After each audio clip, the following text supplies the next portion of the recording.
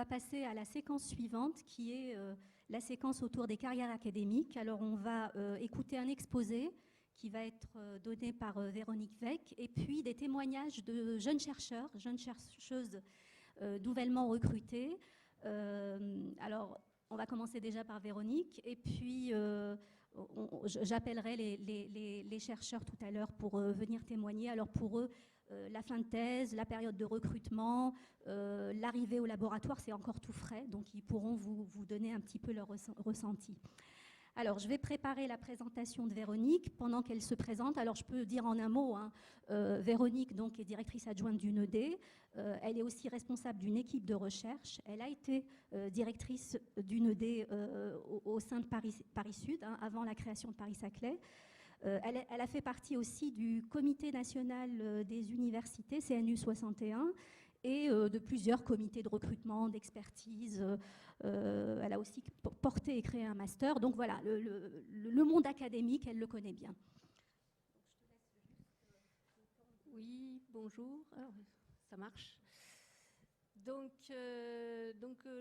Alors normalement, on aurait dû faire le focus comment devient-on enseignant-chercheur ou chercheur après les statistiques d'insertion des docteurs.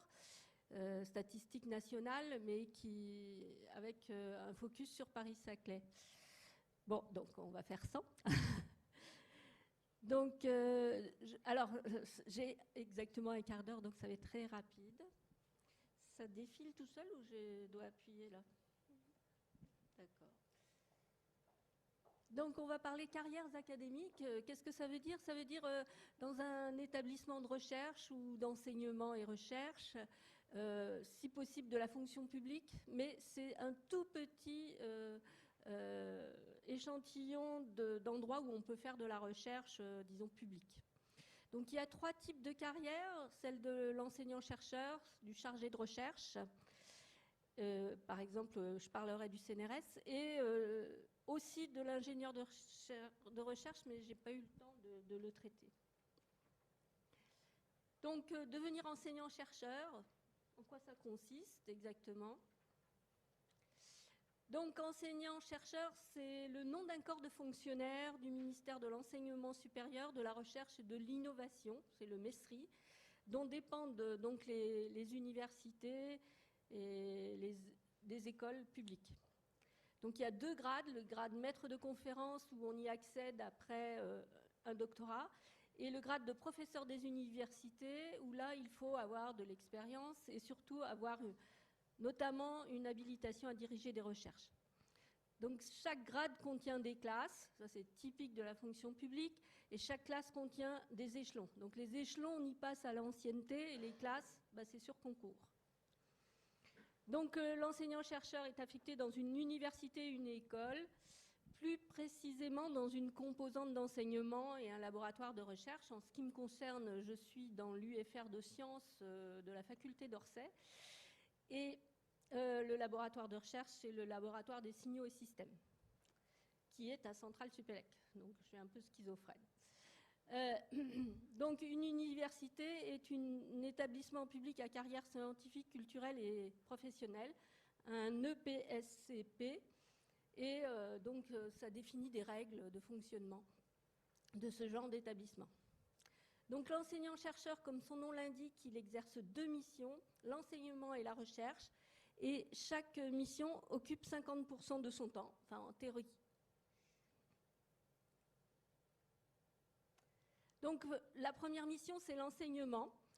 Donc c'est défini dans les textes, hein, dans des arrêtés de loi. Le service devant les étudiants, c'est minimum 192 heures. Alors seulement, ce n'est pas toujours devant les étudiants, puisque ça consiste en des travaux dirigés, des travaux pratiques, des cours magistraux, de l'encadrement de projets, ce qu'on appelle les TER, du tutorat de stage, du tutorat d'apprentis, d'alternants, enfin, beaucoup d'activités un peu différentes. Donc quand on tutore un apprenti ou un alternant, on n'est pas devant une salle de classe. Il y a quelque chose qui est défini dans les textes, c'est 1 heure de cours est égale à 1,5 heures de TD. Et les 192 heures, c'est équivalent TD. Par contre, ce qui n'est pas du tout universel, c'est combien d'heures pour un projet, combien d'heures pour un tutorat de stage, combien d'heures pour un tutorat d'apprenti. Alors, il est possible de faire des heures complémentaires qui sont payées au tarif syndical. La deuxième mission, c'est la recherche. Donc, idéalement, c'est 50% du temps de travail.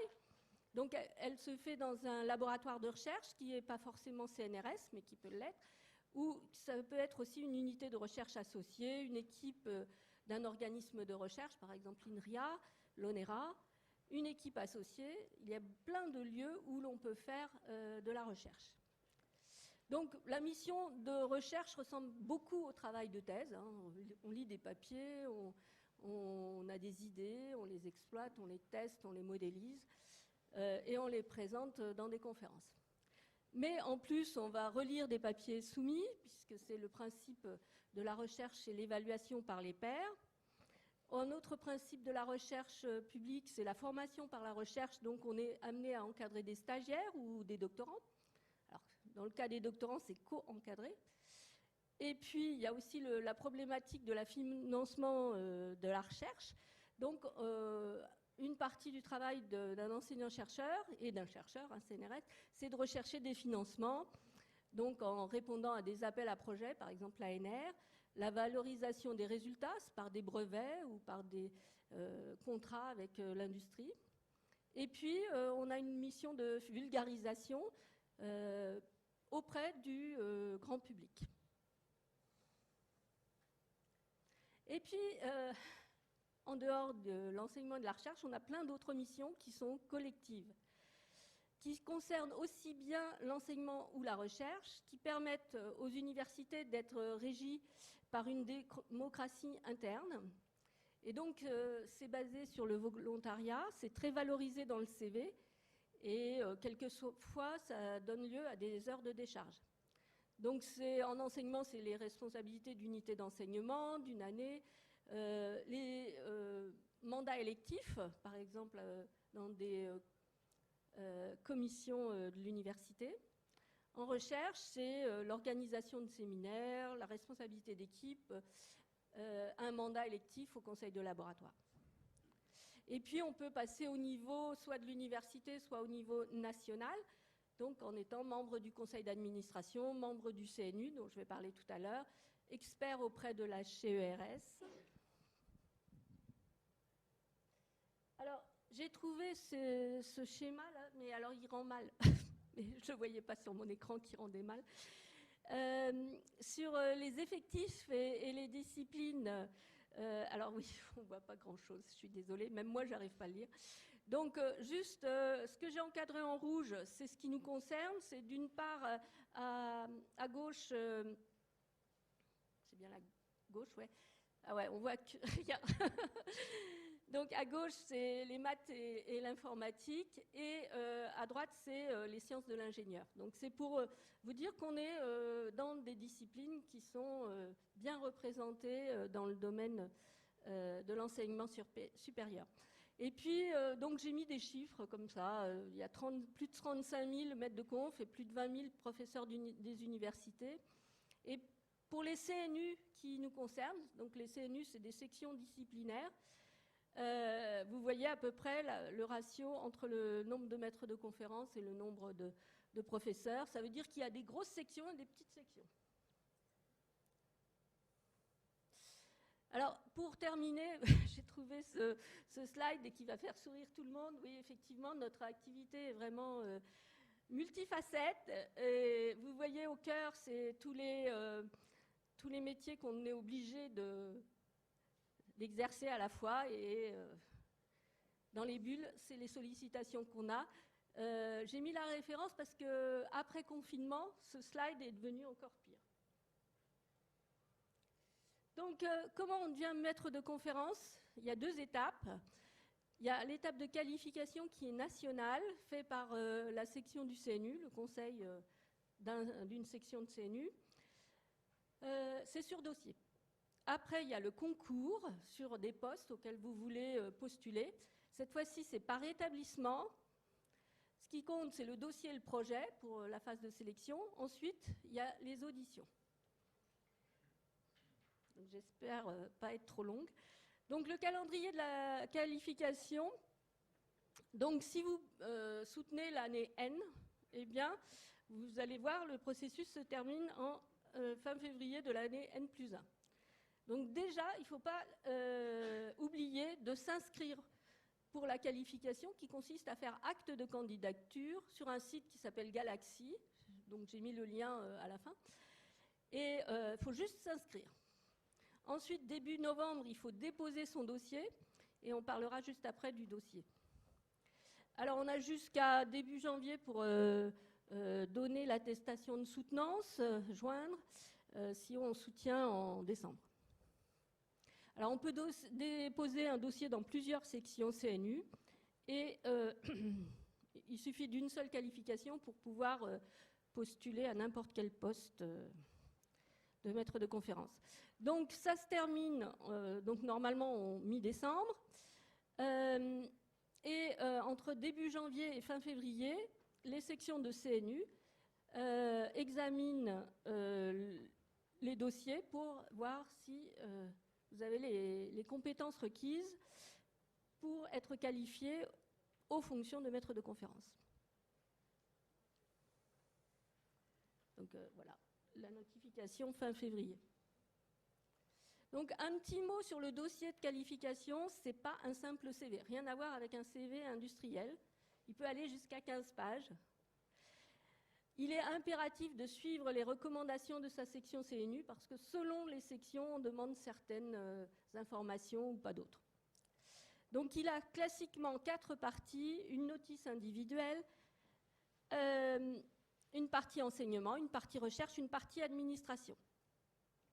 Donc pour toutes ces parties, il faut être absolument factuel, il faut bien donner tous les renseignements, et notamment au niveau de l'enseignement, il faut donner le détail des enseignements effectués, il faut donner le nom des UE, le volume, l'année, le nombre d'étudiants, et il faudra avoir des attestations qui prouvent que vous avez bien fait ces enseignements. Ça, c'est impératif. Pour la recherche, il faut un résumé des travaux. Alors, vous êtes examiné par une section disciplinaire, mais ça ne veut pas dire que ce sont des spécialistes du sujet. Donc, il faut veiller à ce que ce soit lisible par quelqu'un du domaine, mais qui n'est pas le spécialiste. Donc, un peu vulgarisé et surtout mettre l'accent sur les principaux résultats. Évidemment, avec des perspectives. La liste des publications, uniquement les acceptées, classées en journal, conférence internationale, conférence nationale, workshop, conférences, séminaires et les brevets.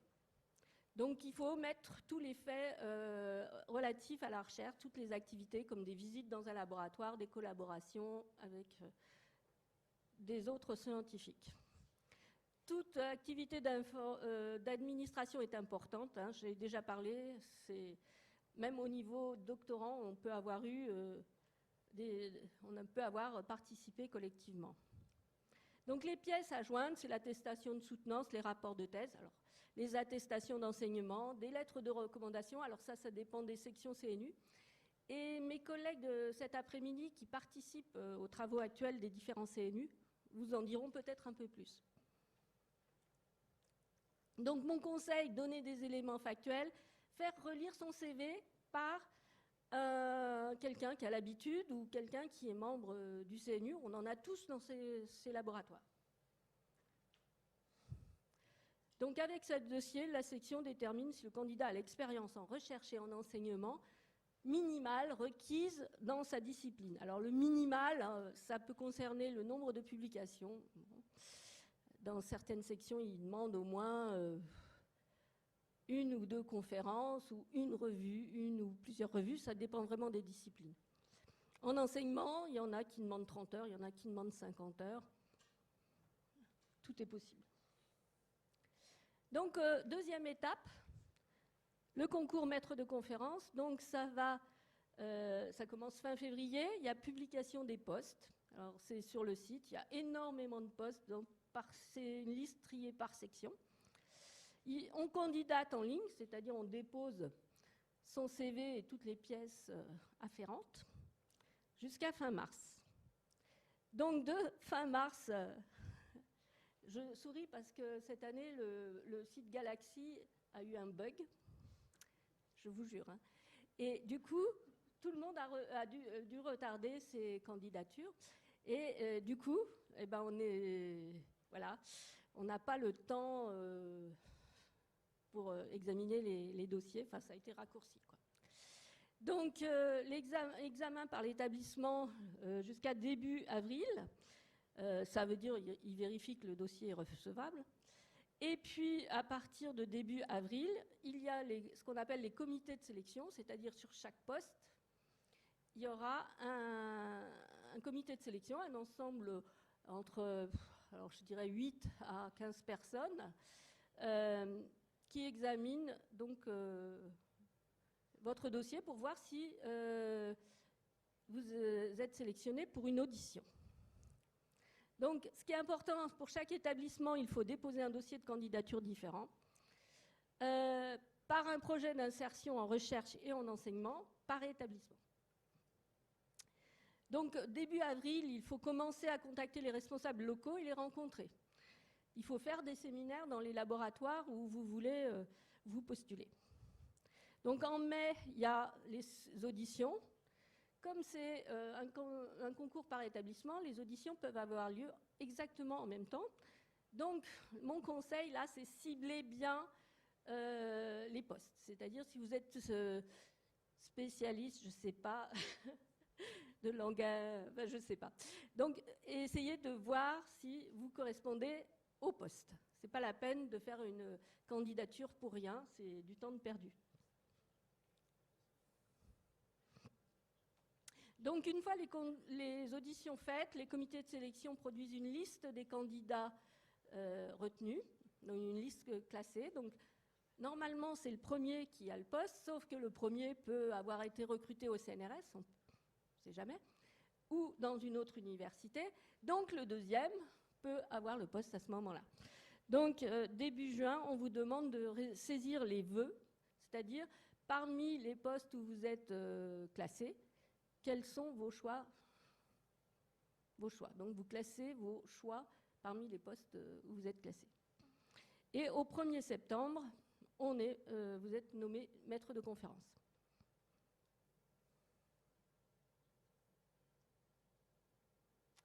Alors, c'est un peu rapide, mais je vais parler rapidement encore plus de la carrière de chargé de recherche au CNRS. Mon introduction, c'est quoi le CNRS? Déjà, qu'est-ce que ça veut dire? Centre national de la recherche scientifique, CNRS.fr. Cette fois-ci, c'est un EPST, et il y a 6 EPST. Un autre EPST, par exemple, c'est l'INSERM. Alors, il a une organisation administrative et scientifique, il a des instituts dont dépendent principalement les laboratoires. Donc, pour nous, alors je peux en nous avoir oublié, il y a l'INSIS, Institut des sciences de l'ingénieur et des systèmes, et l'INS2I, Institut des sciences de l'information et de leurs interactions. Les laboratoires sont donc rattachés à ces instituts. Et il y a aussi les sections disciplinaires, qui n'ont rien à voir avec les sections CNU. Donc, j'ai demandé à mes collègues, et donc on a listé toutes ces sections disciplinaires. Alors, peut-être qu'il y en a qui vous parlent, hein, qui sont dans votre domaine. Donc, toutes ces sections disciplinaires sont représentées dans les 4D et les 2GS dont vous êtes des membres. Donc, le comité national et les sections. Donc, il y a aussi un comité national de section. Il y a aussi, en plus, des commissions interdisciplinaires, parce que le CNRS attache beaucoup d'importance à l'interdisciplinarité. Un comité national a une composition très réglementée, avec 21 membres représentatifs de tous les niveaux, donc des professeurs, des directeurs de recherche, des chargés de recherche, des maîtres de conférences, mais aussi des personnalités extérieures. Ces missions, c'est de constituer des jurys d'admissibilité pour le recrutement des chercheurs, mais aussi tout au long de la carrière des chercheurs, c'est aussi évaluer leur activité scientifique. Donc, ils évaluent aussi les projets des unités en fonction des axes prioritaires de développement scientifique du CNRS et ils analysent la conjoncture scientifique. Donc, je reprends. Mission du chargé de recherche, c'est d'abord la recherche, ce n'est pas l'enseignement. J'ai mis le slogan du CNRS, faire progresser la science, les connaissances, dépasser les frontières. Donc, idéalement, le chargé de recherche se consacre 100% du temps de travail à la recherche. Elle se fait dans un laboratoire de recherche et cette fois-ci, c'est surtout des laboratoires associés au CNRS, soit des UMR, soit des unités propres de recherche. Et il a les mêmes missions que donc, celles de l'enseignant-chercheur. Il a d'autres missions comme la vulgarisation, le transfert, le montage de projets, beaucoup de voyages, beaucoup de mobilité. Alors, souvent, pour progresser dans sa carrière, il faut faire une mobilité, notamment géographique, c'est-à-dire changer de laboratoire, aller à l'étranger. Donc, il a une activité de recrutement de stagiaires, de doctorants, de post-doc, d'encadrement d'équipe, de politique de la recherche, d'administration de la recherche, et il anime des journées, des conférences. Et il peut faire de l'enseignement en heures complémentaires. Alors, pour devenir chercheur, eh ben, c'est un peu plus simple, enfin sur le papier, hein, il n'y a qu'une étape. Donc ça commence en décembre, janvier, N+1, alors après la thèse, et en me relisant, je me suis aperçue, mais on n'est jamais recruté chargé de recherche après sa thèse. Il faut avoir fait 2 ou 3 ans de oui, j'arrive. 2 ou 3 ans de postdoc. Donc, il y a publication des postes, dépôt du dossier de candidature, examen des dossiers par les sections du comité national, audition des candidats, mais seulement les candidats sélectionnés après examen des dossiers. En avril, c'est le jury d'admissibilité. Donc là, il vient de paraître une liste d'admissibilité au concours de chargé de recherche. Et donc, après, il y a pareil, c'est émission de vœux par les candidats, quel laboratoire ils veulent rejoindre. Et voilà. Donc, il y a le guide du candidat et de la candidate qui est très bien fait. Alors, juste quelques chiffres des concours en 2021. J'avais jamais regardé ça de très près, ne faisant pas partie d'un comité national. J'ai trouvé que 250 chercheurs et chercheuses en 2022, c'est pas beaucoup. Donc, je n'ai pas beaucoup d'idées, je n'ai pas trouvé d'idées sur combien de candidats, quelle pression. J'ai mis pour les sections que j'ai citées combien il y avait de postes ouverts en 2021 et combien en 2022. J'ai trouvé que c'était plutôt moins. Donc, oui. Alors, c'est un concours extrêmement sélectif. Donc, en conclusion, faire une carrière académique, enseignant et ou chercheur, c'est un métier passionnant, enrichissant, de partage, où l'on ne s'ennuie jamais, où l'on fait de belles rencontres. Par contre, très difficile à expliquer, sans ligne d'arrivée, épuisant, décevant, voilà. À vous de voir. Mais toutes les professions sont pareilles. Merci.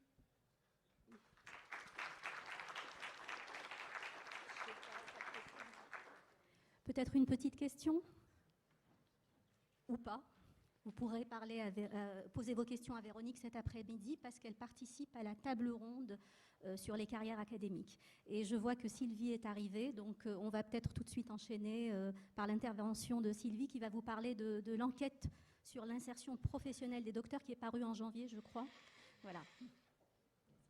Merci. Alors, désolée, j'avais compris 9h30, donc pardonnez mon retard.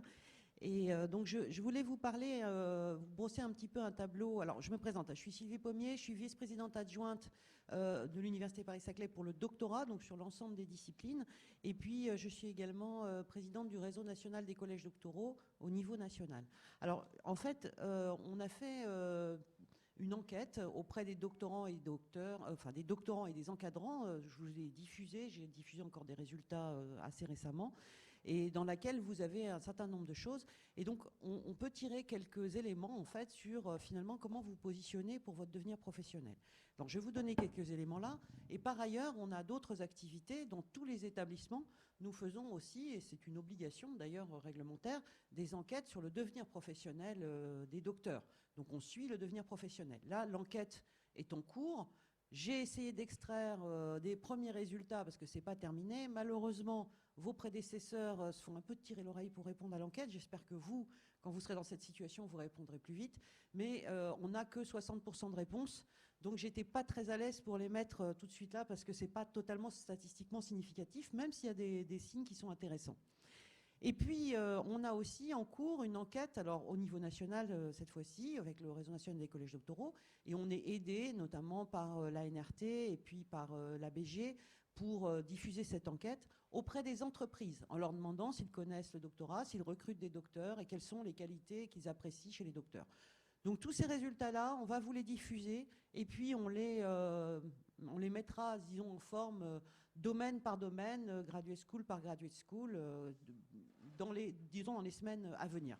Donc je vous invite à regarder parce qu'il y a plein de choses très intéressantes pour la suite. Alors peut-être pour résumer un petit peu déjà les éléments qu'on a par l'enquête qui est parue en janvier ou par les enquêtes sur l'emploi antérieures, parce qu'on en fait tous les ans, donc on a plein d'informations. Alors sur l'enquête qui est parue en janvier, donc auprès de vous et de vos encadrants, ce qu'on voit déjà, et c'est le point le plus sombre, je dirais, de l'enquête, parce que beaucoup de choses sont positives, mais quand on parle du devenir professionnel, en fait, on constate qu'il y a une part très importante des doctorants qui se disent très inquiets ou très inquiets pour leur avenir. Alors quand je dis très importante, c'est vis-à-vis de la réalité des situations qu'on suit derrière.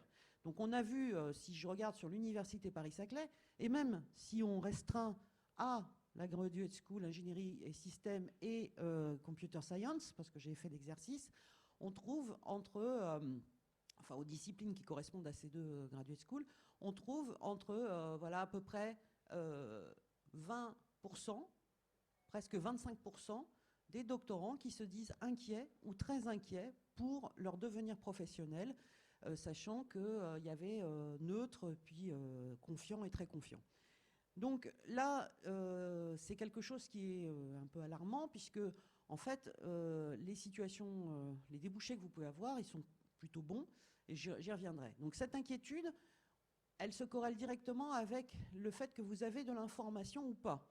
Et en fait, quand vous en avez de l'information, vous savez où la trouver. En général, vous la trouvez, cette information adaptée et utile. Alors, je voudrais déjà vous dire que l'information sur le devenir professionnel des docteurs, domaine par domaine, vous pouvez tout trouver au fur et à mesure qu'on a les informations qui arrivent sur le site web de l'Université Paris-Saclay. Vous choisissez recherche, doctorat, et là, vous avez statistiques sur le devenir professionnel, et vous pouvez aller choisir des disciplines. Vous avez plein d'informations. Vous pouvez connaître les secteurs d'emploi, les rémunérations, et surtout des choses intéressantes qui sont la satisfaction dans l'emploi, les responsabilités qu'on peut vous confier, les compétences que vous allez utiliser. Donc ça, c'est des choses qui sont très intéressantes. Alors, donc je remercie en particulier les deux Graduate School aujourd'hui et toutes les équipes qui organisent cette journée, parce qu'effectivement, ça répond à un besoin qui est clairement exprimé et qui est important pour vous. Alors ensuite, pour brosser un petit peu la situation du devenir professionnel. Donc qu'est-ce qui se passe dans l'après-thèse? Alors si on regarde, voilà, tout simplement l'enquête là qui est partielle encore, dans votre domaine, aujourd'hui, je le dis tout de suite parce que je vois beaucoup d'inquiétudes qui s'expriment, le taux de chômage après la confondue à 1 an et 3 ans, il est de 3,2%, c'est-à-dire en dessous du chômage frictionnel. Quand on regarde la part de ceux qui sont au chômage, spécifiquement, la grande majorité d'entre eux, enfin je pense presque tous en fait, ne sont pas au chômage depuis leur soutenance. Souvent, ils ont pris un post-doc ou une activité, puis ils sont entre deux postes.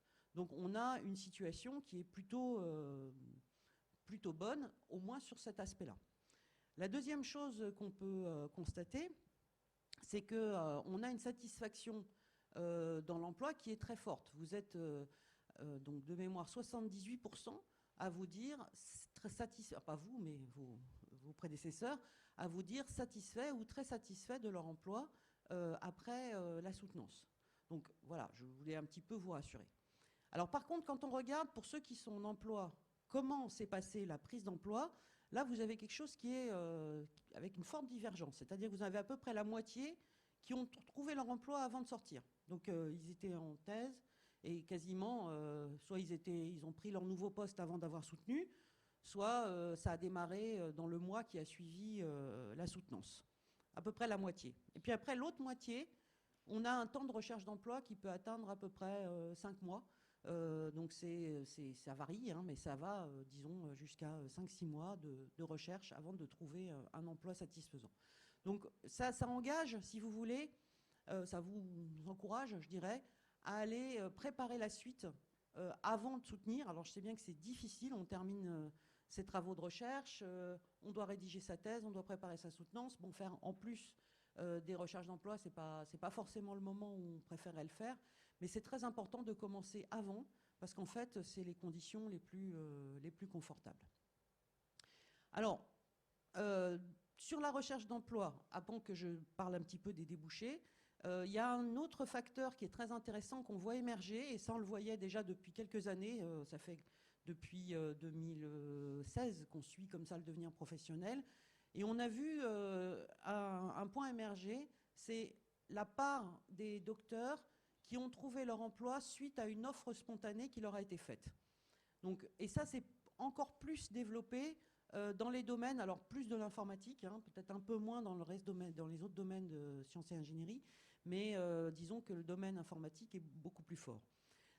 Donc ce que vous avez, c'est qu'on pose la question, comment avez-vous trouvé l'emploi que vous occupez actuellement? Donc ça ne dit rien des autres emplois qui ont été éventuellement refusés, hein, mais pour celui qui est occupé actuellement, on est aujourd'hui à un gros tiers qui a trouvé son emploi suite à une offre spontanée d'un cabinet de recrutement ou d'une entreprise qui a proposé d'emblée un poste à la personne. Alors comment ça se passe?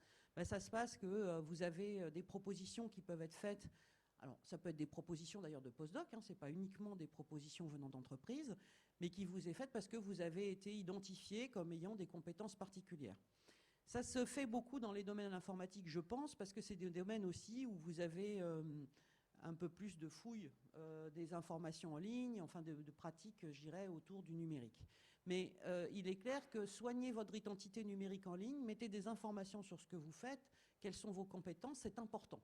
Donc c'est une des raisons pour lesquelles d'ailleurs on vous encourage, quand vous faites votre inscription en doctorat, vous mettez des résumés en français, en anglais, des mots-clés, et ça va sur thèse.fr, et c'est vrai que ça permet assez brièvement de voir voilà, ce que vous faites, quelles sont vos compétences un petit peu spécifiques, ce que vous maîtrisez, et ça peut inciter en fait des gens qui cherchent des compétences très particulières à venir vous solliciter parce qu'ils ont un besoin spécifique.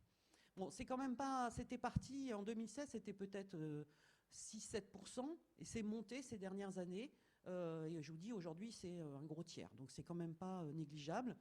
C'est évidemment pas la majorité des modes de recrutement, hein. Le mode de recrutement standard, c'est la candidature, mais ça prend de l'ampleur, donc ça vous invite à soigner votre identité numérique. Alors, sur les débouchés maintenant. Donc, on a eu un exposé de Véronique là, sur les métiers d'enseignants, chercheurs et chercheurs. Donc, je vais peut-être essayer de donner un petit peu un paysage global. Au niveau national, on a à peu près 14 500 doctorats délivrés chaque année, ou docteurs qui obtiennent leur diplôme chaque année. Et face à ça, il y a à peu près un peu plus de 1050 recrutements de maîtres de conférences et mettons 500 recrutements de chercheurs. Alors il y a le CNRS bien sûr, mais il va y avoir aussi l'INRIA, le CEA, l'ONERA, alors l'INSERM, bon c'est peut-être un peu plus loin, mais vous en avez toute une série. L'IHE, ça c'est chez nous. Enfin voilà, donc vous avez toute une série d'organismes qui recrutent des chercheurs. Donc au total, quand on met tout ça ensemble, on est un peu au-delà de 1500 recrutements dans le secteur académique public en France. Et je vous dis pour 14 500 docteurs. Alors vous dites, oulala, c'est 10% seulement, ça fait une compétition qui est très très forte, c'est vrai. c'est très compétitif. Mais vous devez aussi avoir en tête qu'une bonne partie d'entre vous, des doctorants, sont étrangers, sont venus en France parfois avec l'intention d'aller à l'étranger ou de rester en France, ça dépend. Il y a des Français qui souhaitent aller à l'étranger, donc ce n'est pas évidemment que des candidatures pour rester en France qu'il faut regarder. Par ailleurs, on a, et là c'est vraiment les données qu'on a ici, chez nous à Paris-Saclay, le suivi de qui a présenté une candidature au CNU. Donc pour devenir maître de conférence, il faut demander la qualification en fonction de maître de conférence. Et on a aujourd'hui à peu près, c'est pareil, un tiers des docteurs qui, dans les 3 ans qui suivent leur soutenance, vont déposer une candidature pour obtenir une qualification. Donc, je ne sais pas ce qu'il en est au niveau national, mais je suppose que c'est à peu près du même ordre de grandeur. Enfin, j'en sais rien, mais en tout cas, tous les docteurs ne cherchent pas à devenir enseignants-chercheurs. Donc, il ne faut pas mettre les 14 000 en face des 1 500. Vous avez une fraction qui dépose une candidature au CNU qui est à peu près d'un tiers. Voilà, donc c'est compétitif. Alors, je vous rassure, chez nous, et surtout dans les domaines sciences et technologies au sens large, quasiment tous ceux qui souhaitent devenir maître de conférence, qui présentent une candidature pour le CNU, sont acceptés. On a un taux d'acceptation de la qualification qui dépasse 90%. Et on constate aussi que c'est un projet qui est mûrement réfléchi, parce qu'au-delà de 80% de ceux qui déposent une candidature CNU avaient enseigné pendant leur thèse. Donc ils avaient demandé à faire des enseignements déjà pendant leur thèse, pas par la suite dans un poste d'ATER ou autre, déjà pendant la thèse. Donc on voit que le projet est préparé en avance. Donc c'est pour ces postes-là, comme pour d'autres postes, on prépare en avance. Voilà, donc les recrutements maîtres de conférences ou chercheurs, on en voit une partie qui se font soit en France, soit à l'étranger dans les 3 premières années, mais souvent ça prend un petit peu plus de temps parce que comme l'a bien dit Véronique, ça met un certain temps pour faire des postdocs à l'étranger, pour candidater, donc à 3 ans on est un petit peu juste. Donc dans le futur on va faire des enquêtes à 5 ans et ça nous permettra d'avoir, disons, de voir la trajectoire jusqu'à la stabilisation. Pour les autres emplois, alors comment vont-ils se faire? En fait, 60% à peu près d'entre vous allez, dans 3 ans, occuper un poste en lien avec la recherche. 60%. En fait, vous avez de la recherche dans le secteur public, mais aussi dans le secteur privé. Et donc, on va retrouver une majorité de ceux qui font de la recherche aujourd'hui vont le faire dans la recherche en entreprise, enfin la recherche hors secteur académique. Donc c'est aujourd'hui la majorité. Là aussi, je pense que ça se prépare et rencontrer en fait des entreprises, s'informer sur ce qui se fait en recherche dans les domaines qui vous intéressent et sur l'ensemble des entreprises qui recrutent dans vos domaines, c'est très intéressant. On a tendance à ne connaître que les entreprises, les grands groupes ou les entreprises du CAC 40, mais en fait, il y a une myriade d'entreprises de très haute technologie qui recrutent des docteurs qui peuvent être inconnus. Donc, un travail qu'on fait aussi à l'issue des enquêtes, c'est on demande à votre prédécesseur, finalement, dans quelle entreprise êtes-vous employé? On récupère les noms, et graduate school par graduate school, sans faire le lien entre la personne et l'entreprise. Mais on dit, voilà les entreprises aujourd'hui où il y a des docteurs qui ont été recrutés. Et c'est diffusé aux responsables des graduate schools qui peuvent s'en servir éventuellement pour vous informer et vous proposer en fait de cibler un petit peu vos candidatures ou d'explorer en fait des pistes auxquelles vous n'auriez pas forcément pensé.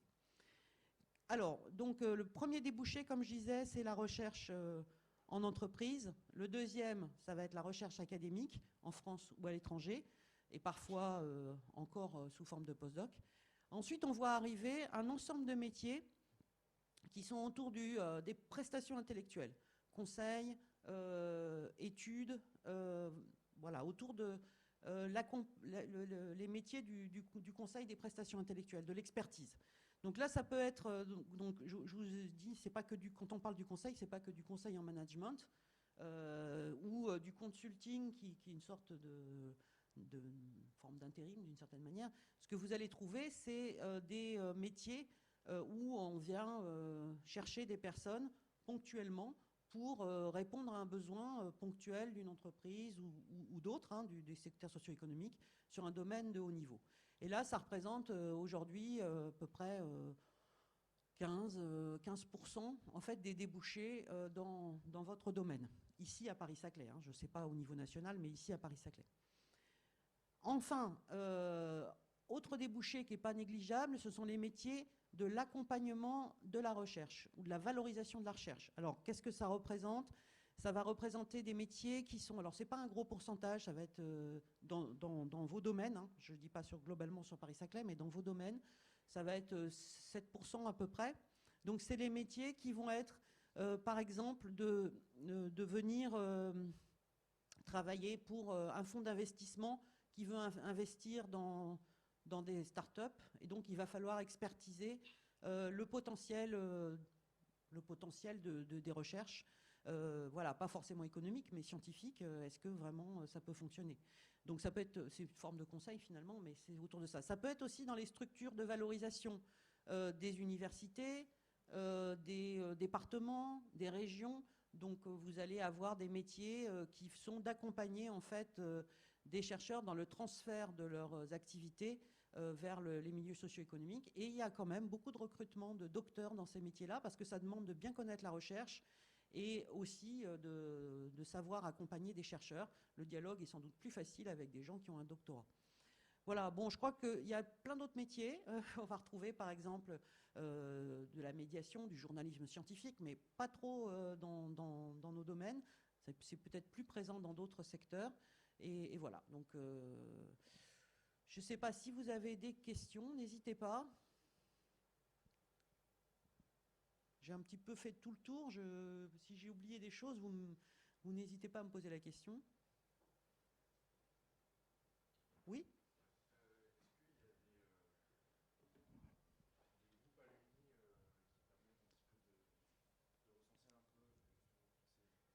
Alors ça c'est une... Voilà, vous faites bien parce que je l'ai oublié. Je devais en parler et j'ai oublié.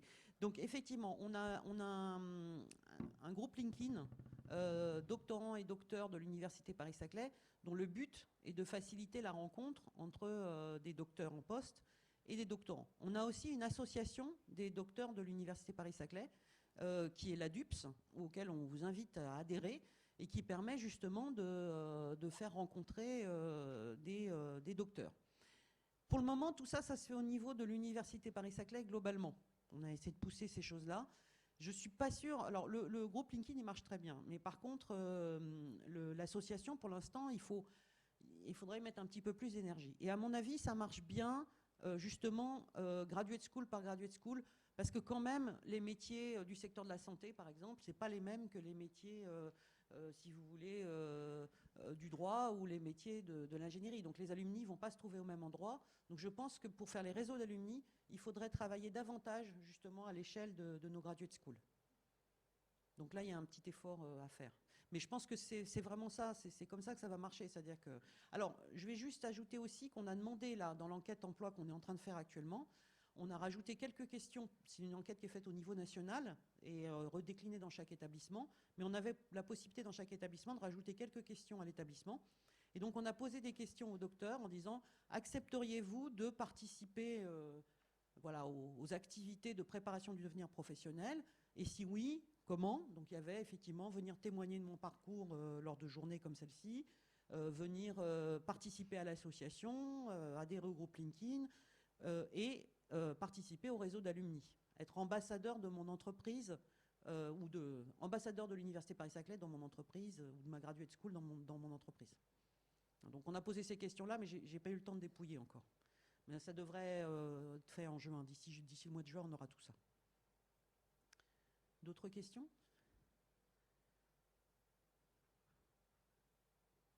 Bon,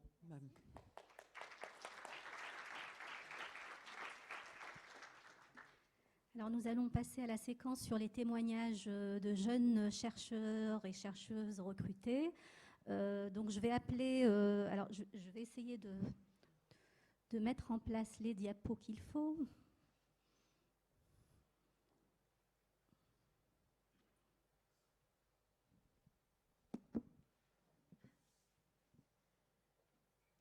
Alors je vais appeler Morgane, qui est maître de conf au laboratoire EN2C. Alors, je vous laisse deviner son activité de recherche. Bonjour.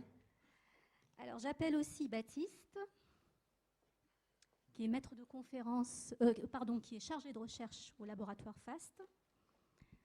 Ensuite, Luc Meyer, qui est ingénieur-chercheur à l'ONERA.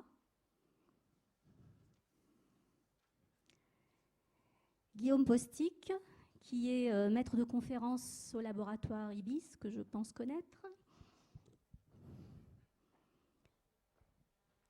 Camille Sarotte, qui est chargée de recherche à l'ONERA. Et enfin, Adrien Voldoir, qui est maître de conférence au laboratoire GIPS. Voilà, tout le monde est là.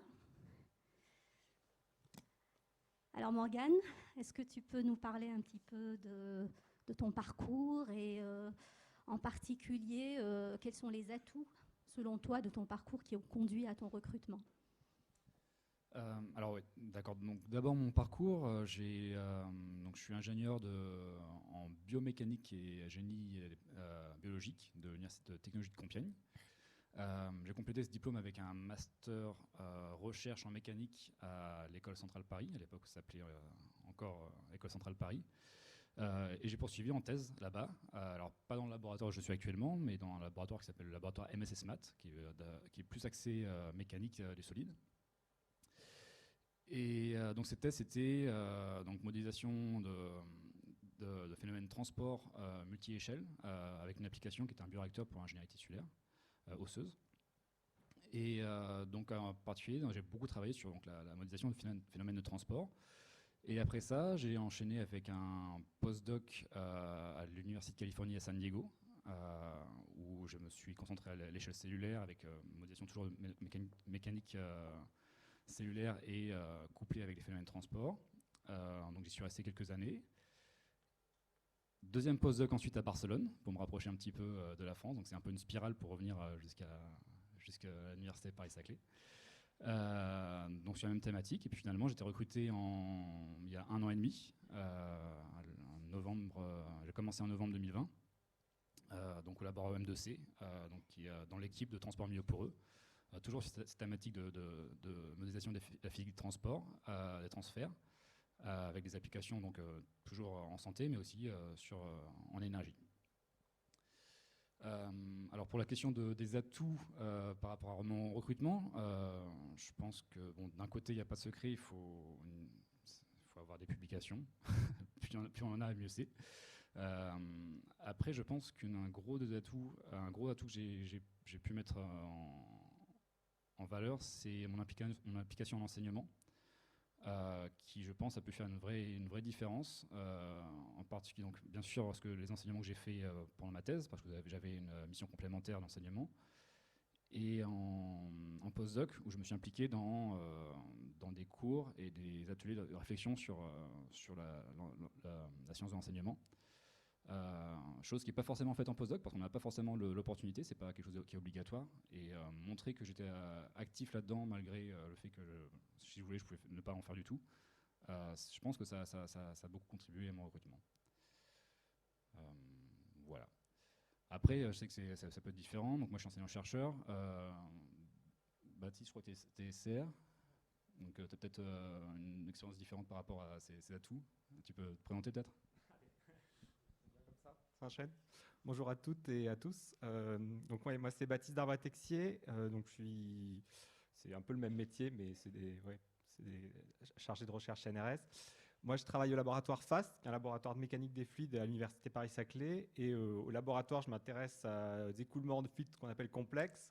Et en particulier, par exemple, des fluides qui sont chargés de petits grains, de particules. Et c'est cette image que vous voyez où on a mélangé de la maïzena avec de l'eau et on regarde l'écoulement sur plan incliné, ce qui fait ces vagues.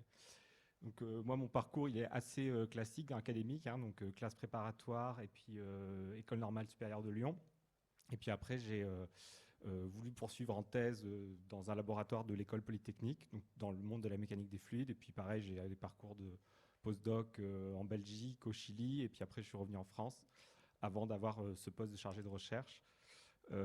Moi, c'est peut-être ce qui fait je ne sais pas, j'ai l'impression, les atouts pour avoir pu avoir un poste, c'est la persévérance, mais surtout d'avoir pu faire des choses assez différentes, en restant à mécanique des fluides, faire des choses assez différentes pour avoir un parcours, un profil un peu généraliste, ce qui permettait éventuellement d'avoir la possibilité de postuler à différents profils et du coup d'avoir peut-être un peu plus de chance. Et voilà ce qui fait un peu les atouts, ce qui revient un petit peu aux mêmes choses que toi. Après, c'est juste moi, voilà, j'ai postulé aussi bien en CNRS qu'en maître de conf, et il s'est avéré que j'ai eu la chance d'avoir le CNRS, mais ça aurait pu être maître de conférence avec plaisir. Luc, toi, je sais pas, tu veux partager ton... Alors moi, je suis chercheur à l'ONERA, donc c'est un petit peu différent, surtout en termes de recrutement, je pense. Donc moi, mon parcours, c'était le suivant. J'ai fait donc l'école centrale de Marseille. Après, en dernière année, je suis parti faire un master en aérospatiale à l'étranger. Et suite à ça, je recherchais déjà des offres de thèse, mais j'en ai pas trouvé là en sortant du master. Donc j'ai fait un an de CDI dans une entreprise de prestation en conseil pour l'ingénierie Alten. Je sais pas si ça vous parle. Et finalement, à l'issue de ça, donc j'ai trouvé enfin une offre de thèse qui me correspondait. Donc j'ai fait 3 ans de thèse au laboratoire EBISC, donc à Évry, qui dépend de Paris-Saclay également. Et c'est en dernière année, par hasard, j'ai un ancien collègue d'Alten qui lui avait été recruté entre-temps à l'ONERA et qui m'a dit il y a des offres d'emploi qui s'ouvrent là à l'ONERA, donc voilà, un profil comme le tien pourrait intéresser, donc n'hésite pas à postuler. Et donc j'ai saisi ma chance et donc j'ai postulé. Et alors à ce moment-là, j'avais, pour reprendre ce que disait Morgan, par rapport aux publications, moi les publications, j'avais pas encore de publications à ce moment-là, j'avais des publications en conférence, mais en journaux, c'était un peu limite, puisque pour des questions d'emploi, d'agenda, en fait, elles sont toutes sorties l'année d'après. Mais ils n'étaient pas, à l'ONERA en tout cas, ils n'étaient pas trop regardants sur le profil recherche spécifiquement. C'était plus une sorte de globalité qu'ils regardaient. Et puis en particulier, au sein de l'équipe où je suis du moins, il y a on est tous ingénieurs des différentes écoles centrales ou super-héros. Par contre, en termes de recherche, ça va pas beaucoup jouer sur le recrutement, mais ça a joué dans nos activités par la suite. C'est-à-dire que moi, étant donné que je suis docteur et que j'ai fait de la recherche, j'ai eu l'opportunité justement de travailler sur des projets de recherche plus spécifiques de ma discipline, ce qui n'était pas le cas de certains de mes collègues qui, eux, ont plus un profil strictement ingénieur. Et puis ça m'a aussi apporté l'opportunité d'encadrer plus facilement moi-même des doctorants et des stagiaires par la suite. Donc voilà pour en gros les apports de mon parcours sur mon recrutement. Mais Camille, qui est aussi de l'ONERA, elle va peut-être compléter ce que je viens de dire. Merci. Donc bonjour à toutes et à tous. Donc du coup de la même façon, je suis ingénieur de recherche du coup à l'ONERA. Donc moi je suis en propulsion aérobie. Et donc en fait j'ai commencé par un diplôme d'ingénieur en mécanique énergétique, puis un master recherche en écoulement diphasique énergétique et combustion. Puis je me suis dit pourquoi pas changer un peu de domaine, et donc j'ai fait un doctorat en automatique. Donc j'ai travaillé sur de la reconfiguration et des processus de détection de changement pour les moteurs fusées ergol liquide. Et donc j'ai fait 1 an de postdoc après, donc sur les méthodes Lattice-Boltzmann pour les écoulements compressibles. Donc je suis encore retournée en mécanique énergétique. Puis je me suis dit finalement en fait j'aime bien coupler les deux. Donc j'ai postulé à l'ONERA. Et là du coup je suis en propulsion aérobie, et donc ce qui a été un certain atout, c'était un peu le côté multidisciplinaire de mon parcours. C'est-à-dire qu'au niveau de la propulsion, on cherchait des gens qui avaient un profil un peu plus orienté système. Voilà. Donc là actuellement je m'occupe pas mal du système, mais ça m'empêche pas aussi de faire de la combustion en même temps. Et donc effectivement au niveau du boulot à l'ONERA, ça dépend un peu en fonction du poste. On va peut-être pas forcément regarder le nombre d'articles, on va plutôt regarder le parcours.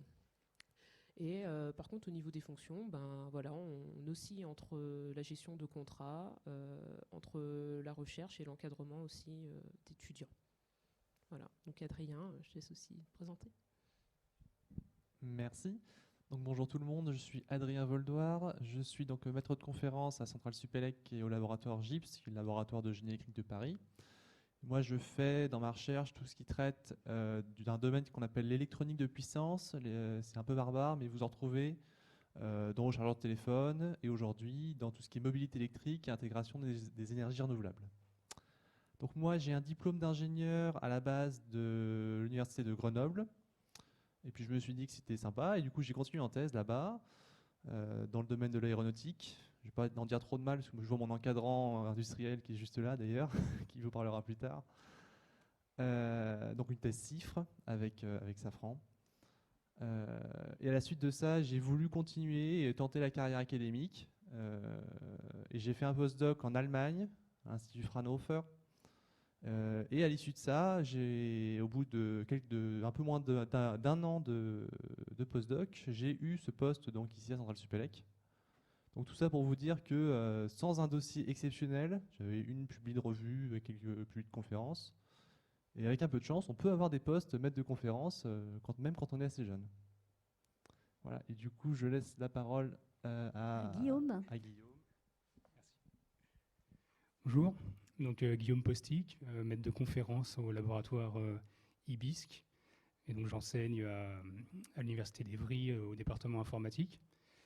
Donc là, je travaille, c'est ce qui est illustré avec le paysage énergétique qu'on voit en cyan magenta. C'est en fait le repliement des molécules d'ARN. Donc je fais des programmes informatiques pour étudier donc, la structure moléculaire de l'ARN. Alors mon parcours, je ne sais pas s'il y aura beaucoup d'enseignements à en tirer parce qu'il est un peu particulier. C'est que à la base, j'ai fait des études universitaires de bioinformatique, donc ce qu'on appelle la bioinformatique, la computational biology, à l'université Paris Diderot, donc jusqu'en master. Mais à l'issue de ce master, en fait, j'ai fait un doctorat en biologie expérimentale pure. Donc j'étais à la paillasse, j'avais une blouse blanche, donc plus rien à voir avec l'informatique, parce que j'avais cette envie, en fait, et cette possibilité également de faire de l'expérimental, pas seulement du théorique, et parce que j'avais fait un stage qui s'était bien passé, mais au bout de 3 ans de thèse, même avant l'issue de la thèse, je savais que je ne voulais pas continuer dans cette voie d'expérimental. Et donc, ce qui a été déterminant pour ma part, c'est le réseau, puisque j'ai contacté un prof que je connaissais bien, donc que j'avais en licence et en master de bioinformatique, qui en fait m'a donné l'opportunité de faire un premier postdoc chez lui, pour étudier donc, la structure moléculaire des protéines cette fois. Donc un premier postdoc en bioinformatique, à l'issue duquel, en fait, alors au cours duquel j'ai pas mal publié, donc ça aussi c'est déterminant évidemment pour la réussite au concours. Sauf que là j'avais échoué, puisque à l'issue de ce postdoc, j'ai passé un concours où j'ai terminé 2e. J'ai fait ensuite un second postdoc à l'université Paris 6, donc à Jussieu, un postdoc d'1 an seulement, à l'issue duquel j'ai également fait un concours donc l'année suivante où j'ai terminé 2e encore une fois. Et jamais 203, puisque j'ai fait, après ce postdoc d'1 an, un 3e et dernier postdoc, au cours duquel, en 2019, j'ai également terminé 2e, terminé 2e à un 3e concours d'affilée, donc 2017, 2018, 2019, à chaque fois je me présentais au poste de maître de conférence et je terminais 2e, le premier des perdants. 2020, c'était l'année du Covid, je me suis présenté à aucun concours, et 2021, là j'ai eu finalement ce poste que j'occupe actuellement. Donc c'est pour ça, c'est l'histoire d'un virage, on va dire, qui a été rendu possible parce que pour moi, j'envisageais pas de faire autre chose en fait. Même si la question s'est posée, je me voyais pas faire autre chose que de la recherche. Et ce qui a été déterminant également, c'est qu'en fait, le 3e postdoc s'est mué en contrat d'ATER sur la fin, donc diminution de salaire, mais j'ai acquis une expérience d'enseignement à temps plein. Donc j'étais enseignant-chercheur. J'étais à ATER temps plein, donc j'étais enseignant-chercheur pendant 2 ans, simplement en CDD.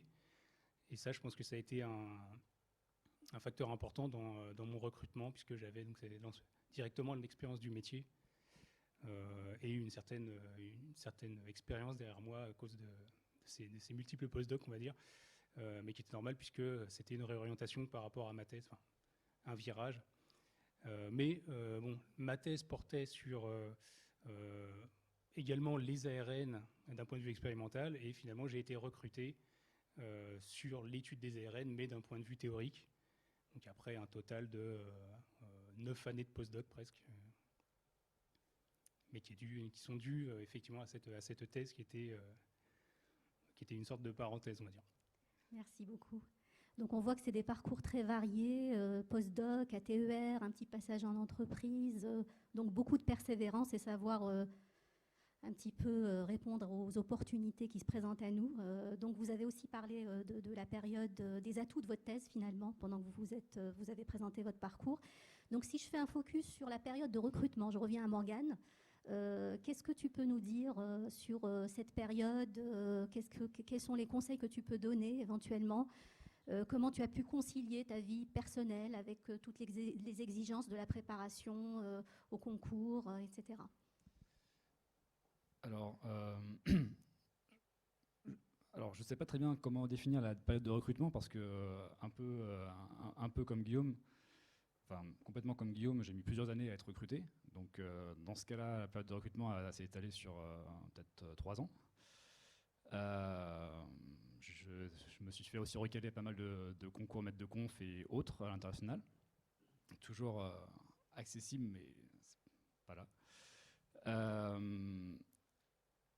Alors, une des choses qui est importante, et ça c'est quelque chose que je pense que vous vivez sans doute quotidiennement en thèse, c'est que voilà, faut pas s'arrêter à un échec. Faut continuer et persévérer.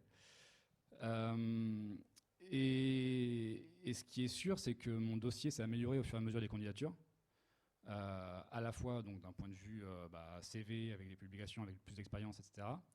Et sur la façon de comprendre de comment le système fonctionne, ce qui est attendu dans ce type de comité, aussi connaître plus de gens, ça c'est important, avoir vraiment le fait d'aller voir un laboratoire quand on postule, les contacter et puis discuter, c'est extrêmement important, surtout, je pense dans n'importe quel métier en recherche, n'importe quel métier, mais en recherche, en enseignant-chercheur et au CNRS, je pense, faut aussi être que les gens vous attendent un petit peu. Et puis voilà, vraiment polir le dossier, le projet de recherche, le faire relire par des gens, avoir des avis. Ça a été vraiment, vraiment important, ça a vraiment permis d'améliorer les choses. J'ai écrit vraiment 2 ou 3 projets qui étaient vraiment très différents. Il y en a, j'étais très fier de ces projets et ils se sont fait recaler direct parce que c'était pas forcément quelque chose que j'avais fait en consultant les gens, c'est pas forcément en lisant, en comprenant très bien ce que cherchait le comité de recrutement. Et pourtant, scientifiquement, je me disais, c'est super, ça va forcément exciter les gens si moi je suis excité par rapport à ça. Et non, c'est pas comme ça.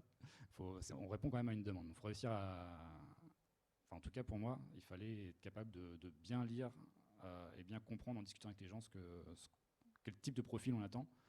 Et pas forcément postuler sur n'importe quoi parce qu'en fait, on sait que des fois, en fait, ça sert à rien, quoi. Voilà.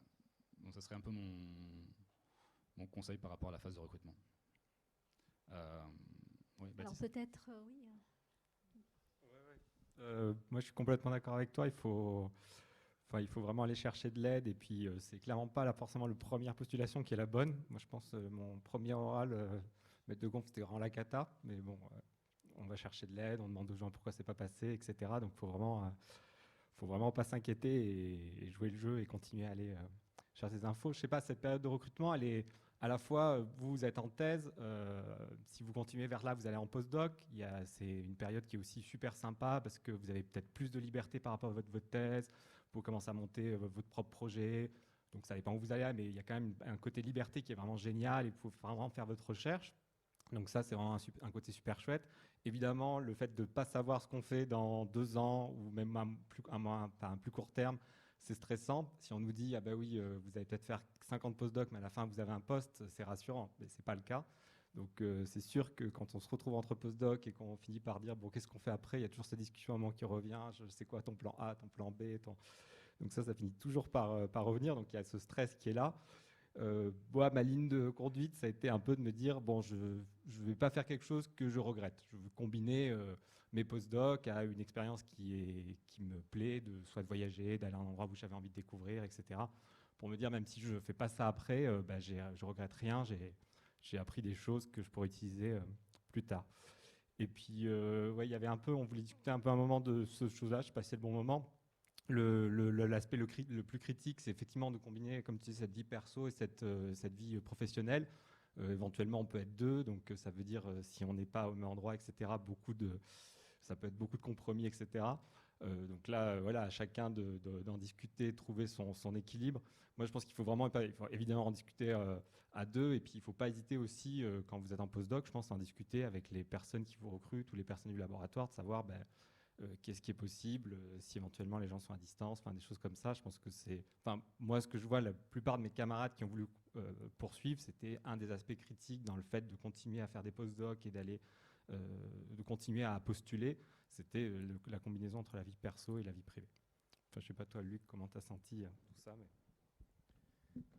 Alors, en ce qui me concerne, j'ai eu beaucoup de chance parce que j'ai eu l'ONERA et comme d'autres institutions publiques, type INRIA et autres, on n'est pas forcément recruté, on n'est pas recruté d'ailleurs de la manière que maître de conférence ou chargé de recherche CNRS.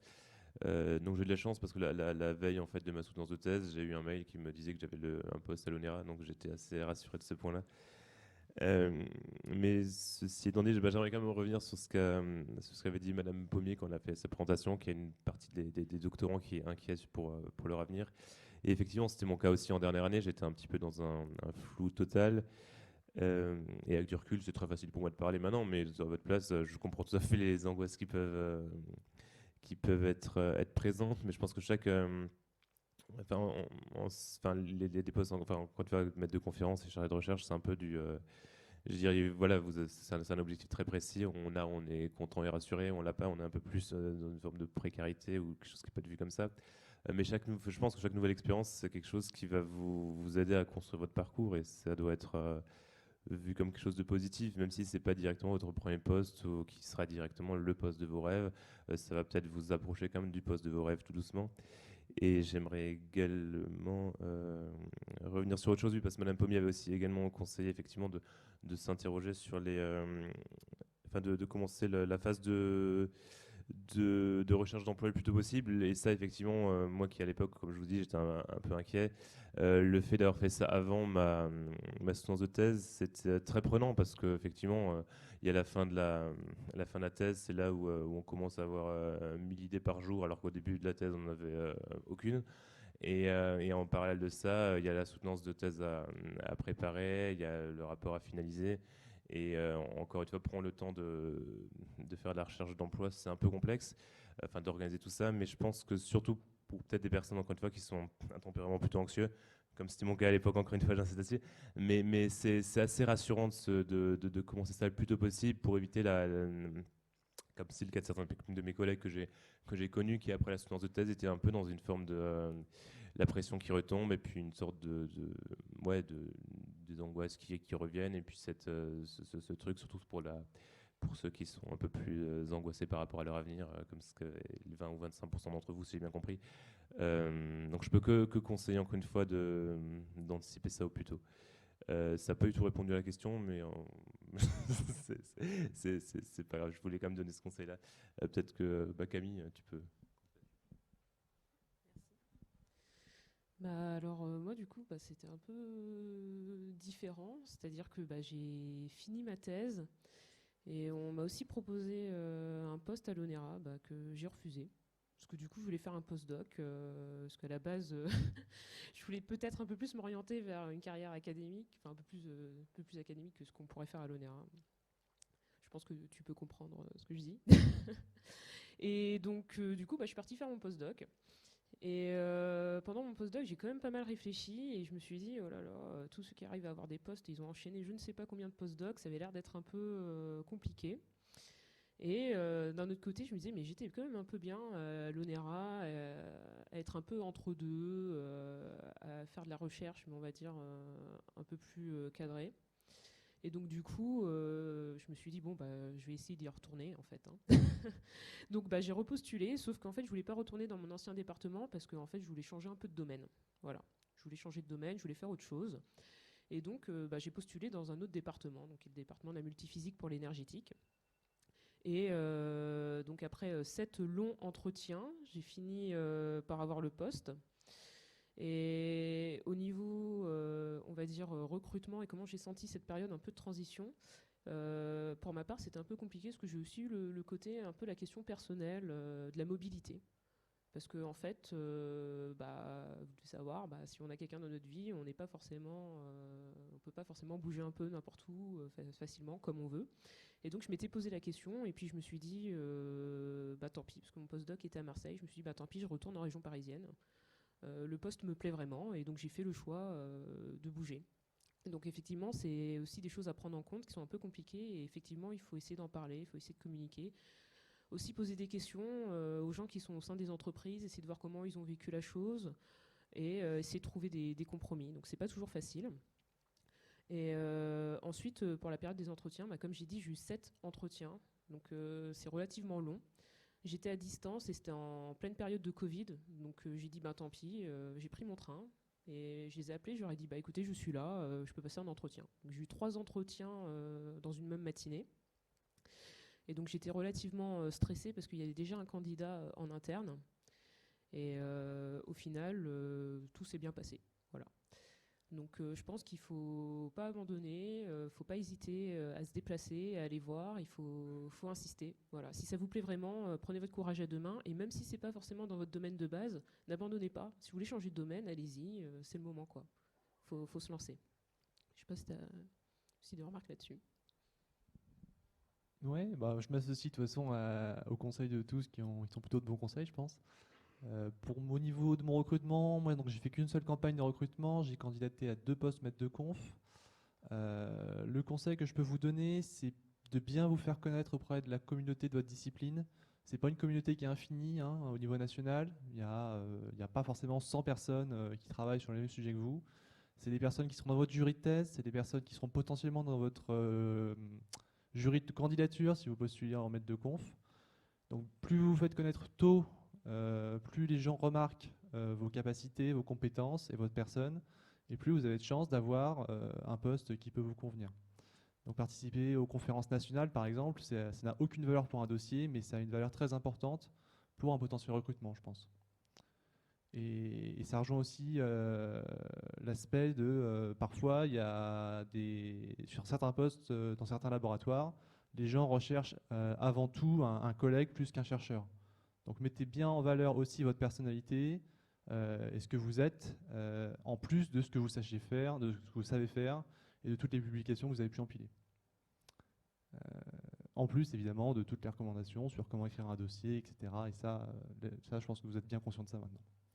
Voilà. Et du coup, est-ce que tu peux aussi partager, est-ce que tu as ce sentiment-là ? Moi, je voudrais juste rajouter un mot par rapport à la vie personnelle. En ce qui me concerne, en fait, pour des raisons de couple, je ne pouvais pas, je n'ai jamais postulé à un poste en dehors de la région parisienne. Donc, je n'étais pas mobile. Donc ça, c'est une contrainte que, entre guillemets, je me suis rajoutée, qui a rendu les choses plus difficiles. Mais ce que je veux dire, c'est que si en fait, vous continuez, vous souhaitez continuer dans la thématique sur laquelle vous travaillez, pas la thématique, mais le domaine dans lequel vous travaillez en thèse, si vous voulez continuer en ligne avec ça, et si vous êtes mobile, normalement, ça ne devrait pas mettre autant de temps. En tout cas, pour moi, c'est certain. Mais disons que j'avais cette contrainte à la fois géographique et puis aussi le fait de changer de domaine. Alors, pour moi, c'était inenvisageable de continuer dans le même domaine exactement que ce que je faisais en thèse, même si ce que j'ai fait n'est pas orthogonal au final, puisque c'est quand même le même objet d'étude. Mais voilà, il y a quand même un coût en termes de temps si on veut faire quelque chose de différent dans l'après-thèse. Il y a quand même un minimum de temps d'adaptation. Voilà, plus par rapport à la mobilité, il y a quand même beaucoup d'offres, même si la région parisienne concentre peut-être un quart des offres. Il y a sans doute des opportunités que j'ai loupées en ne postulant pas ailleurs qu'à Paris. Merci Guillaume. Donc en parlant de temps d'adaptation, donc la toute dernière question très rapidement parce qu'on est un petit peu en retard. Donc Morgane, je commence toujours par toi. Ton arrivée au laboratoire, est-ce qu'il y a un décalage entre ce que tu imaginais, ce que tu vis? Est-ce que tu as bénéficié d'accompagnement? Comment tu as vécu ton arrivée? Voilà, mais rapidement, chacun peut témoigner un petit peu. Ouais, alors très rapidement, donc moi j'étais recruté en novembre 2020. donc c'était pas le meilleur moment pour s'intégrer professionnellement, que ce soit que ce soit dans un laboratoire ou dans n'importe quelle entreprise. Il y a plein de gens qui ont été recrutés dans ces périodes-là. Donc ça a toujours été, ça a été forcément un petit peu difficile. Et mes collègues, je les ai vraiment rencontrés au goutte à goutte, avec des masques, donc je ne les reconnaissais même pas dans les couloirs. D'ailleurs, je m'excuse pour les doctorants que j'ai mis plusieurs mois à reconnaître. Mais sinon, j'ai plutôt été bien accueilli. Donc, je travaille au sein d'une équipe. Donc, je travaille de pair avec un professeur donc, qui partage aussi son réseau et qui partage certains projets, qui avait commencé une thèse sur une thématique qui est exactement ma thématique de recherche au moment où j'ai été recruté. Donc, dès le début, j'ai pu co-encadrer une thèse. Ça, c'était vraiment, c'est très important. Et puis j'ai la chance de faire partie d'un laboratoire qui supporte aussi bien financièrement les jeunes chercheurs s'ils ont besoin d'une licence, de partir en conférence, etc. C'est un laboratoire qui me paye un ordinateur, ce qui n'est pas toujours garanti d'ailleurs dans tous les laboratoires. Et donc dans ce cadre-là, oui, j'étais plutôt très bien accueilli. Merci. Ouais, pareil, bon, vous connaissez, si vous êtes doctorant, vous êtes dans les laboratoires, vous savez ce que c'est le métier de la recherche, donc ça c'est pareil, si vous aimez ça, vous savez que c'est un métier passionnant, et il n'y a pas de surprise, hein, quand on a un poste, on a encore plus de liberté, donc c'est le bonheur de le faire. On est toujours bien reçu, je pense, parce que évidemment, il n'y a pas beaucoup de recrutement, donc pour un nouveau laboratoire, quelqu'un qui arrive, c'est une bouffée d'air, donc ça, tout le monde essaye de faire en sorte que ça soit... Après, voilà, il faut pas qu'il y ait d'erreur. D'avoir un poste, ça vous donne c'est le début d'une carrière, hein, donc ça vous donne la possibilité juste de commencer à faire de la recherche, à faire vos thématiques. Donc quand vous démarrez, d'avoir un poste, c'est juste ça, c'est juste le démarrage de quelque chose. Enfin, moi, je le perçois comme ça. Je sais pas si toi, c'est pareil. Alors moi, c'était un petit peu différent parce que en thèse, je faisais de l'automatique théorique, donc je travaillais assez seul, quasiment totalement seul d'ailleurs, enfin avec mes encadrants.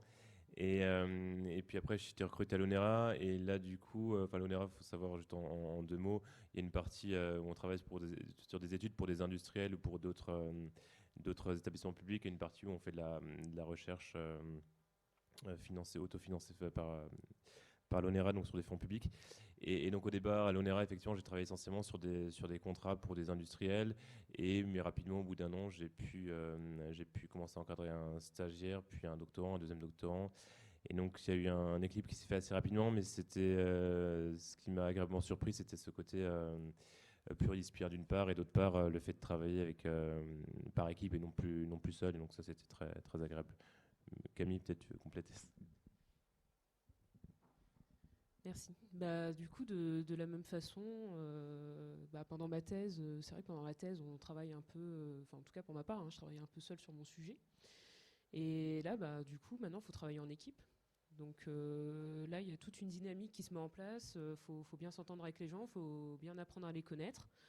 Et en tout cas, l'ONERA, ça s'est bien passé. C'est une très bonne équipe. Bon, il y a eu un petit temps d'adaptation parce que je suis la seule femme du pôle numérique de mon unité. Donc bon, il y a eu une petite transition, quoi, mais sinon tout s'est bien passé. Puis il y a eu aussi la découverte de l'organisation, c'est-à-dire que maintenant, il faut proposer des sujets de recherche, on encadre des stagiaires, des doctorants, etc. Et en même temps, il faut réussir à gérer la myriade de contrats qui nous arrivent dessus. Et donc l'équipe est là pour nous aider, quoi. Donc l'intégration s'est plutôt bien passée. Moi, j'ai intégré un laboratoire et une école que je ne connaissais pas du tout. Je m'étais même pas déplacé pour cause de Covid à l'époque, forcément. Et ça se passe très bien. Aujourd'hui, quand on est jeune maître de conf, on a des financements qui nous sont réservés pour avoir normalement un PC, pour avoir un minimum pour démarrer ses recherches. Donc ça, il n'y a pas de souci. Et au niveau de l'intégration, c'est comme, voilà, je vous apprends rien. Vous vous intégrez dans un laboratoire comme quand on est doctorant. Et ça se passe en général très bien avec les bonnes personnes.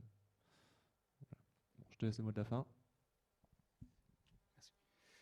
Oui, pour ma part, en fait, l'intégration a été assez simple, puisque d'une part, le poste sur lequel j'ai été recruté, c'était exactement, côté recherche, c'était exactement ce que je faisais avant en postdoc. Donc, il n'y a pas eu de problème niveau côté recherche. Et côté enseignement, comme j'avais déjà une expérience d'enseignement en tant qu'ATER, ça, je l'ai dit avant, mais c'est ça n'a pas changé grand-chose. C'est-à-dire que j'avais 150 heures d'enseignement à faire annuel en ATVR, 2 années de suite.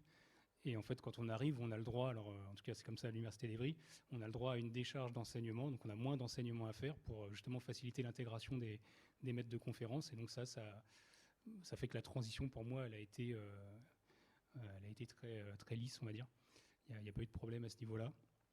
Et pour ce qui est de l'encadrement, donc moi j'encadre un stagiaire de Master 2 qui est entièrement financé par la Graduate School. Et pour ce qui est des doctorants, bon, ça se fera sans doute après. Mais donc voilà, il y a des facilités. Il y a effectivement un budget d'installation également qui est je trouve assez conséquent. Donc ça, tout est fait pour faciliter l'intégration des nouveaux arrivants. Merci beaucoup. Donc je vous remercie encore. On va les applaudir très fort et on va les retrouver. Cet après-midi, pendant la table ronde qui est dédiée aux carrières académiques, donc on va les retrouver pour pouvoir échanger avec eux un peu plus longuement. Donc si vous avez un dernier mot de la fin à dire, mais sinon, il y a encore cet après-midi pour continuer à échanger. Merci encore.